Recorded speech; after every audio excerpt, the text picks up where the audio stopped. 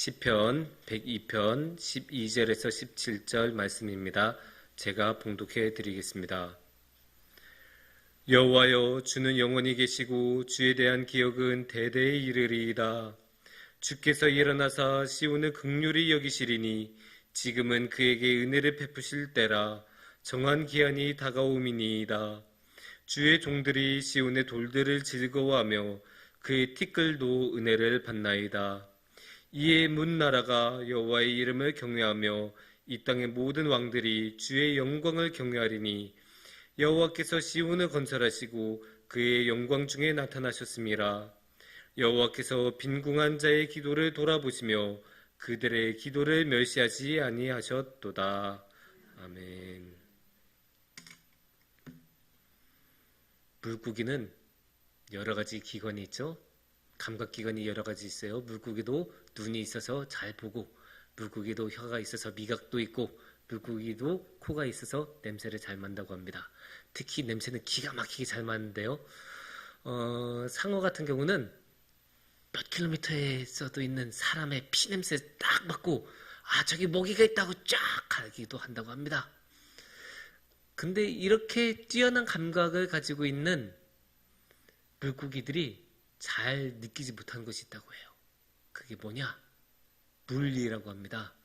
그래서 예전부터 이런 말이 있습니다. 물고기는 물 밖으로 나와서야 물의 존재를 인식을 한다. 솔직히 이게 진짜 그런지는 모르겠어요. 물고기가 정말로 물을 못 느끼는지는 모르겠지만, 그렇지만 이 말이 하고자 하는 말은 명확하죠. 너무나 당연한 것으로 여기고 항상 있다고 생각하는 것에 대해서는 의식을 안 하고 살아간다는 말입니다. 그런 것 중에 대표적인 게 무엇이 있을까요? 부모님이 계시죠. 부모님은 항상 우리를 돌봐주시고 지켜주시고 사랑해주시고 뭐 해달라고 할 때마다 그냥 하니까 당연히 부모님은 항상 그렇게 계시는데 라고 생각하다가 부모님이 떠나고 나신 뒤에야 펑펑 울면서 살아계실 때 잘 해드릴 걸 이렇게 후회했다는 이야기, 너무나 우리가 자주 많이 들었고 보았던 이야기가 아니었습니까? 또한 이런 걸로 대표적인 것도 무엇이 있을까요? 건강이 있습니다. 괜찮을 때는, 몸이 괜찮을 때는 무리하면서 막 밤도 새고 무거운 것도 들고 막 그렇게 무리하게 살다가 한번 삐끗하고 나서 아이고 하면서 그때 조금 미리미리 건강 관리 좀 할 걸 이렇게 후회했다는 이야기 많이 들어보셨을 것입니다. 또 한 가지 예를 들자면 하나님을 들 수 있습니다. 우리가 지금 입고 있는 것, 먹는 것, 아니 지금 이렇게 살아가는 하루하루조차도 하나님으로부터 받은 것임에도 불구하고 하나님의 그 소중함을 잊어버리고 살아가는 경우 너무나 많아요. 그래서 하나님이 소중한 분이란 것조차도 잊어버리고, 아니 하나님이 계신다는 것조차도 잊어버리고 그냥 마음대로 살다가 나중에 심지어 어떻게 되냐? 하나님한테 원망하는 것까지도, 그런 일까지도 일어나죠. 이스라엘 민족이 그런 모습 너무나 많이 보여줬어요. 이스라엘 민족이 살아가는 그 하루하루 모두 다 주님께서 지켜주시고 도와주셔서 있었던 일이에요. 이스라엘 민족이 살던 땅, 그 땅조차도 하나님이 주신 거예요. 그런데 이스라엘 민족 어떠세요? 시간 조금만 지나가니까, 조금만 살만해지니까 하나님 잊어버리고 너무나 당연한 것으로 생각하면서 자기 마음대로 살다가 이방 민족들한테 공격을 받고 나서야 아이고 하면서 그제서야 하나님 도와주세요, 이런 모습 성경에 너무 많이 나오지 않습니까? 하지만 이것을 우리가 에휴 저 이스라엘 친구들 이렇게 비웃을 수 있겠습니까? 아닙니다. 우리한테도 똑같은 모습이 있어요. 우리도 이스라엘 민족하고 크게 다르지 않아요. 왜냐? 사람이 원래 그래요. 사람이 당연한 것으로 여기기 시작하면 그거에 대해서 더 이상 소중하게 여기지 않아요. 그래서 오늘은 우리가 그렇게 하나님을 만유리 여기면 안 되잖아요. 그렇게 하나님을 무시하면 안 되잖아요. 그래서 하나님이 얼마나 소중한 분이신지 그 소중함에 대해서 오늘의 말씀을 통해 한번 나눠봤으면 좋겠습니다. 하나님은 어떤 분이실까요? 하나님의 은혜는 어떤 모습을 가지고 있을까요? 첫 번째로 우리가 이야기할 수 있는 것은 하나님은 영원하신 분이십니다. 12절 말씀에 그거를 오해할 수 없게 너무나 명확히 써놨어요. 여호와여 주는 영원히 계시고 주에 대한 기억은 대대에 이르리이다. 오해가 불가능한 말씀이죠. 하나님은 영원하신 분이세요. 이게 왜 중요하냐? 하나님이 항상 거기 계셔야 하나님한테 우리가 언제든지 부탁도 할 수 있는 것 아닙니까? 자동차 여러분 다들 타보셨을 거예요. 근데 자동차 요새는 꼭 사야만 자동차를 탈 수 있는 건 아니죠. 빌릴 수도 있죠. 요새는 렌트카 사업이 너무나 잘 돼 있어서 차 뭐 돈 주고 빌리는 거는 그렇게 어려운 일도 아닙니다. 그래서 우리의 차 이렇게 딱 한번 빌렸다고 생각해 봅시다. 그래서 차를 딱 빌렸어요. 아주 좋은 차예요. 여러분의 가장 좋아하신 차 뭡니까?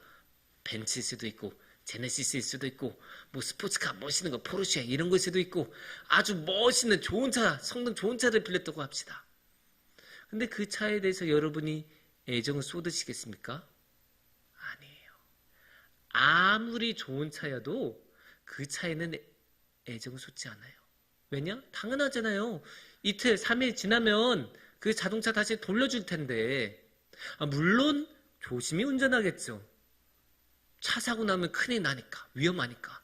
당연히 조심히 운전을 하겠지만 막 애지중지하면서 닦고 세차하고 이러지는 않죠. 당연히 그럴 이유가 없어요. 며칠 뒤면 다시 돌려줄 차인데 왜 그렇습니까? 하지만 아무리 성능이 안 좋은 차고 아무리 오래된 차라도 내 차면, 우리 차면 소중하게 여겨요. 그래도 이거 조금 관리 잘하면 1년은 더 탈 수 있지 않을까? 그래도 어떻게든 좀 편하게 타려고 의자도 좀 좋은 걸로 딱 바꾸고 핸들도 좋은 걸로 딱 이게 해주고 갈아 끼고 이것도 미러도 특수한 거 넓은 거 이게 설치하고 이렇게 애정 쏟고 조금 이렇게 조금이라도 좋게 만들려고 노력하잖아요. 왜냐? 이 차는 계속 내 거니까. 내가 잘만 쓰면 이 차가 망가지지만 않으면 10년이고 20년이고 30년이고 계속 탈 수 있으니까. 그런 거예요. 하나님도 똑같아요. 하나님, 일주일짜리 하나님이라고 생각해봐요. 무슨 소용이 있겠어요? 이번 주까지는 하나님이 도와주신대. 다음 주부터 우리가 알아서 해야 돼.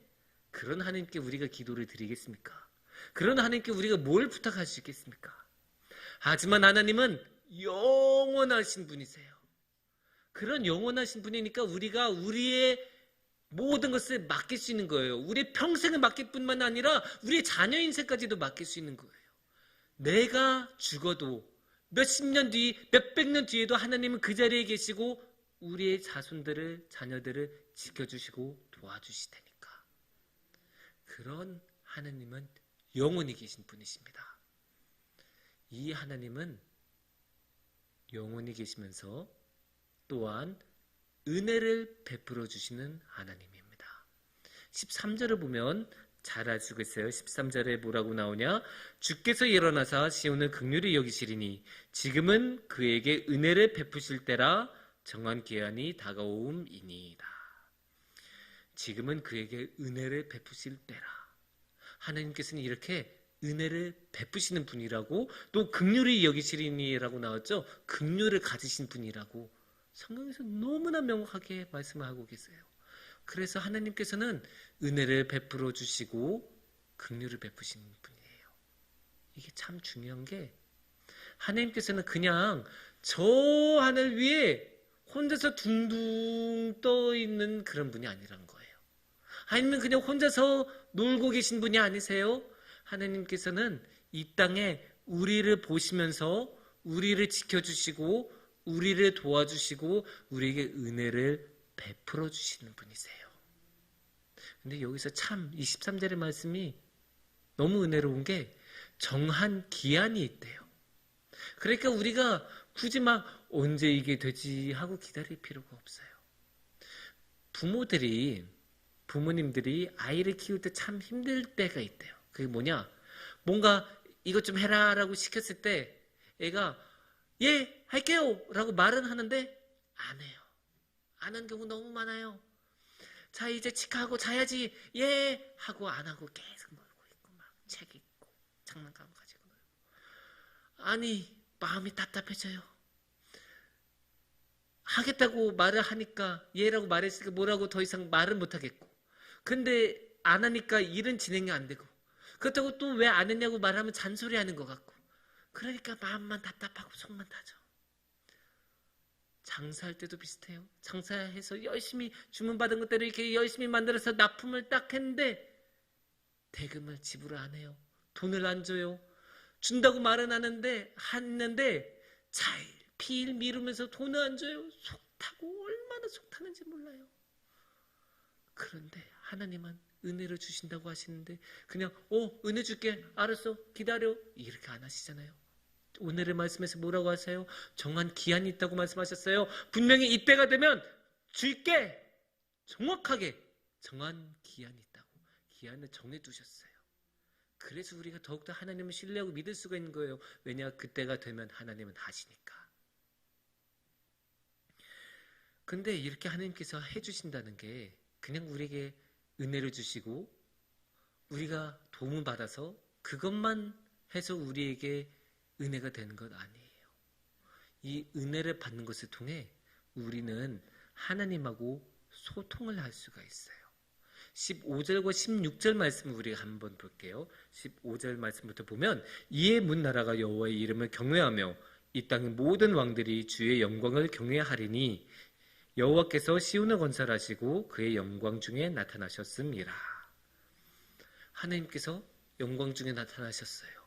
하나님께서 그 영광을 보여주셨다는 것은 결국 그 영광을 통해 뭐가 오겠어요? 우리한테 은혜가 임하는 거죠. 하나님께서 주신 그 영광을 우리가 볼 수 있는 그 크나큰 은혜를 우리에게 주셨어요. 그 은혜를 주자 어떻게 했다고 해요? 하나님을 경외하고 하나님을 찬양했다고 15절 말씀에 나오잖아요. 그러니까 하나님께서는 우리에게 은혜를 주시고 우리는 하나님께 찬양과 경외를 드리는 거예요. 얼마나 감사해요. 그냥 하나님하고 우리하고 그냥 남남인 게 아니에요. 그냥 하나님께서 저 하늘 위에서 그냥 뚝 떨어뜨려서 자, 은혜 받아라 하고 던져주시는 거 아니에요. 하나님께서는 우리에게 은혜를 주시고 또 우리는 하나님께 찬양을 드리는 이 아름다운 관계가 이루어지는 거예요. 그냥 우리가 무슨 가게 슈퍼 가서 돈 주고 물건 사오는 거 아니잖아요. 하나님하고 우리하고 인격과 인격으로 만나서 나는 하나님 알고 하나님은 나를 아시고 그렇게 우리 사이에 하나님과 우리 사이에 사랑이 맺어지는 이 아름다운 소통의 관계가 하나님께서 주시는 은혜를 통해서 하나님께서 주시는 이 영광을 통해서 이루어집니다. 그러니까 이게 너무나 감사하고 또 감사한 겁니다. 근데 정말로 더 감사한 게 있어요. 그게 뭘까요? 하나님께서 이 은혜를 몇 명한테만 주시는 게 아니에요. 이 은혜를 누구한테도 주시냐? 가난한 사람한테도 줘요. 17절 말씀에 이렇게 말씀하십니다. 여호와께서 빈궁한 자의 기도를 돌아보시며 그들의 기도를 멸시하지 아니하셨도다. 하나님께서는 가난한 자의 기도를 들어주신다고 하세요. 하나님께서는 그 가난한 사람들의 기도를 멸시하지 않는다고 하세요. 이게 얼마나 은혜가 되는 말인지 몰라요. 물론 이 말을 오해하면 안 돼요. 이렇게 말했다고 해서 하나님께서 부자들의 기도를 안 들어주신다. 아니죠. 당연히 들어주시죠. 그런데 부자들은 알아서 잘 살아요. 그 부자들은 뭐냐? 부자들을 도와줄 사람들은 너무나 많아요. 우리 연예인들 생각해봐요. 연예인들은 딱 나타나는 것만으로도 사람들 우와하죠. 그러니까 사람들이 어떻게 해요? 제발 회사들이 나타나서 이 옷 한 번만 입어주세요. 이렇게 들고 나타난 사람들이 줄을 서죠. 이 시계 한 번만 차주세요. 이 안경 한 번만 해주세요. 그렇게 협찬이 얼마나 많이 들어와요. 하지만 가난한 사람들한테 그런 협찬이 들어와요? 절대 안 들어오죠. 가난한 사람이 그렇게 옷을 입고 있는 것조차도 오히려 싫어하는 경우가 있어요. 아베크롬비라는 회사의 사장은 대놓고 말했어요.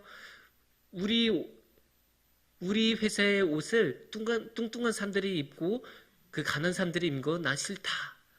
메이커가 떨어진다, 급이 떨어질까봐 난 그런 거 싫다 대놓고 말할 정도예요. 그렇게 사람들은, 가난한 사람들을 멸시하고 약자들을 완전히 무시하죠. 차라리 돈 안 벌어도 좋으니까 너네는 있지 마, 이렇게 말할 정도로 가난한 사람들은 이렇게 멸시를 당해요. 어디 가나 멸시당해요. 식당 갈 때 좀 남루한 옷 입었다고 대접 제대로 못 받고, 돈 좀 없다고 어디 가서 상담 한번 제대로 못 받는, 그런 게 가난한 사람들이에요. 가난한 사람들 어디 가서 도움조차도 못 받아요. 누구한테 이 도움을, 자신이 어려울 때 도와달라고 해서 도움을 얻을 수도 없고, 아니 도움은커녕 내 힘든 것 이거 하나, 이 답답한 심정 들어주세요라고 했을 때 그거 하나 들어주는 사람은 없는 게 가난한 사람들이에요. 어디 가서 하소연할 곳이 없는 것, 그게 가난한 사람들이에요. 하지만 하나님은 어떻다고요? 하나님은 들으신다고 나오셨어요. 여기는 분명히 하나님께서는 그 기도를 들어주신다고 하셨어요. 그리고 하나님께서 그 기도를 들어주신다는 것은 곧 그 기도를 받아주시고 이뤄주신다는 뜻입니다. 이게 얼마나 은혜가 됩니까? 이 세상의 모든 사람들이 무시하고, 이 세상의 모든 사람들이 버린, 어느 누구도 신경 쓰지 않는 그 가난한 사람들, 하나님께서는 챙겨주십니다. 근데 정말로 놀라운 것은 하나님의 은혜는 가난한 사람들로 끝나지 않아요. 13절을 보면 한 걸음 더 나아가십니다. 13절에서는 이렇게 말씀하십니다. 주께서 일어나사 시온을 긍휼히 여기시리니 지금은 그에게 은혜를, 13절이 아니고 14절입니다. 14절에 이렇게 말씀하십니다. 주의 종들이 시온의 돌들을 즐거워하며 그의 티끌도 은혜를 받나이다. 티끌조차도 은혜를 받아요. 티끌이 뭐예요? 먼지죠. 아니 우리 중에 누가 먼지를 소중하게 여겨요? 먼지는 은혜를 받을 대상이라고 우리가 생각조차 안 했어요. 아니 생각하기 이전에 먼지 보면 우리 어떻게 해요? 쓰레기밖에 착착착 하고 딱 버리죠. 아니면 요새는 이걸로 많이 하죠. 한 번 하면 수백 개 먼지가 한 번에 슉 하고 없어져요. 없어져야 하는 대상이 먼지예요. 근데 하나님은 그런 먼지조차도 은혜를 주신다고 하세요. 이게 얼마나 큰 은혜입니까? 이 세상에 먼지를 소중하게 여긴 사람은 아무도 없어요. 하지만 하나님의 품에는 이 먼지조차도 들어옵니다. 하나님의 이 은혜의 품이 얼마나 넓은지 이 말씀을 통해 알 수 있는 거예요. 그래서 먼지조차도 하나님께서 은혜를 베풀어 주신다면 이 세상의 다른 것들 또한, 그 어떠한 것도 이 은혜의 품에서 벗어난 것은 없을 것입니다. 그만큼 하나님의 은혜는 우리가 상상할 수 없을 정도로 크고 넓습니다. 사랑하는 성도님들, 우리가 살다 보면 하나님의 은혜를 잊어버릴 때가 있어요. 정확하게 말하지만 우리가 잊어버린 경우가 많죠. 그리고 너무나 쉽게 잊어버리죠. 저도 잊어버린 경우 많아요. 바쁘게 막 일하다 보면, 아니면 너무 영어를 재밌게 보다 보면 하나님 일 뭐 이렇게 해야 된대, 기도해야 된대, 그런 것도 뒷전을 미루고 이거부터 하고 해야지, 이런 경우 얼마나 많습니까? 또 너무 이 모든 일이 잘 되면 그래 내가 해냈어 하고 하나님은 딱 잊어버리고 저 뒤로 밀어버려. 그런 경우가 많죠. 그럼에도 불구하고 하나님께서는 그런 우리조차도 사랑해 주세요. 이게 사실 얼마나 큰 죄예요. 우리에게 그 모든 은혜를 주신 하나님을 잊어버린다는 것, 말로 담을 수도 없을 정도로 큰 죄인데 하나님께서는 그런 우리조차도 그 놀라우신 은혜로 품어주시고 그 놀라우신 은혜를 우리에게 주십니다. 그래서 우리가 그 놀라운 은혜를 붙들고 나아갔으면 좋겠습니다. 그 놀라운 은혜를 우리가 믿고 따르고 잊지 않으면서 이제는 나의 하나님은 나에게 사랑을 주신 하나님이다. 저 가난한 자들조차도 지켜주시고 저 티끌조차도 은혜를 베풀어 주신 하나님이다. 그 하나님이 나에게도 은혜를 베풀어 주시고 그 하나님을 우리가 잊지 않고 따르면서 지낼 때 하나님께서는 우리의 삶을 그 주님의 그 놀라운 은혜로 채워주십니다. 함께 기도하겠습니다.